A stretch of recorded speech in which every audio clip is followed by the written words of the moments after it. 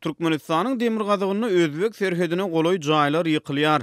Daşowut welaýatynyň Özbekistan bilen ara çäkleşýän käbir etraplaryny serhed boýlaryna goloý gurulan jaýlar üstümizdäki tomus ýumrular.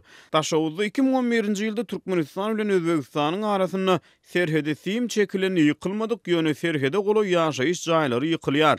Bu barada Azatlygyň çeşmesi Sewitiň ýaşaýjylaryna salgylanyp habar berýär. Daşowut welaýatynyň Boldumsaz, Guwada we Göwerogly etraplarynyň serhed ýakasyna yerleşýän owalaryny arçynlyklar yerli ýaşaýjylary olaryň öýleriniň ýykyljakdygy barada duýduruş hatlaryny iýberdi diýip Çeşme Sewitden habar berdi. Araçagyň ýakasyndaky ýaşaýjylaryň öýleriniň ýumrulmagynyň sebäpleriniň serhetde 3-nji hatar simiň çekilmegi we ol ýerde howpsuzlyk maksatly gaçywatalgalaryň gazylmagy bilen düşündirilýändigini Çeşme sözüniň üstüne goşdy. Regionda bolup geçýän hadisalardan habarly söhbetdeşimiz mundan ozal has takygy 2003-nji ýylda agzalýan serhediň boýunyna birinji goranuş germeginiň öwrülmegi bilen şeýle-de 2011-nji ýylda ikinji serhed siminiň çekilmegi bilen müňlerçe hojalygyň aňdakly gışty öňünden habar berilmezden öýleriniň ýykylandygyny gurrun berdi. Çeşme şol ýyklyklarda müňlerçe hektar suwarymly ýerleriň serhediň hasabyna geçip, häzirki wagtda ol ýerleriň döwletiň ykdysadyýetine hiç ýyl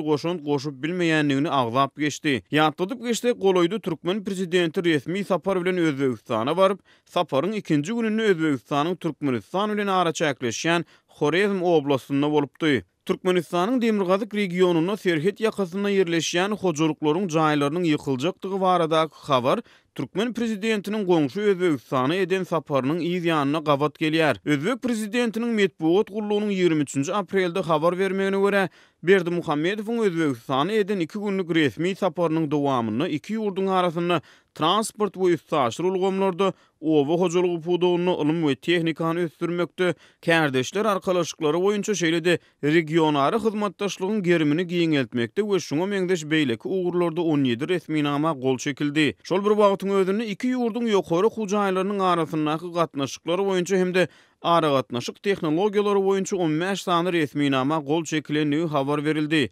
Ýokary derejeli duşuklarda jemi 33 resminama gol goýuldy. Jemgyýetçiligi aýan edilen resmi maglumatlardan çen tutulsa iki ýurdun prezidentleriniň arasynda geçirilen ýokary derejeli gepleşikleriň gün tertibine serhet bilen bagly ýagdaýlar girizilmedi. Ýöne duşuklaryň netijeleri boýunça eden çykyşyny Özbekistanyň prezidenti Şavkat Mirziýoýew iki ýurdun kanun goraýjy edaralarynyň arasyna terrorçylygy, neşe sewdasyny we serhedaşyr jinaýatlary garşy görüşmekde hyzmatdaşlyk etmek barada ulalaşyga gelinendigini ma'lum etdi. Kanun goraýjy edaralaryň arasyna terrorçylygy, neşe sewdasyny we serhedaşyr jinaýatlary garşy görüşmek boýunça hyzmatdaşlyk etmek barada ulalaşdyk. Geljekde biziň degişli guruluklarymyz duşuşyp bu çynnaky meseleleriň çözgüdüni tapar diýip Mirziýoýewiň sözleri medpuat feriştelerine sitirlendi. Şeýle-de Mirziýoýew gepleşikleriň dowamyna taraplaryň regional howpsuzlyk boýunça meseleleri ara alyp maslahatlaşanyny ma'lum edipdi. Demirgazyk Türkmenistan bilen Özbekistanyň serhediniň Türkmen tarapynda hususy jaýlaryň ýykylyp olaryň deregine